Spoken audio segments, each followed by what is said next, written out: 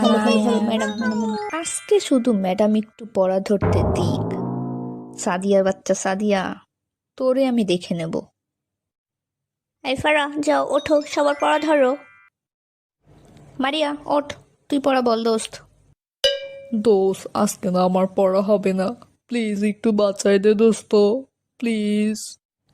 আচ্ছা ঠিক আছে, বসে পড়, ম্যাডামকে যেন বলবি না, ঠিক আছে? বয় বয় বয়।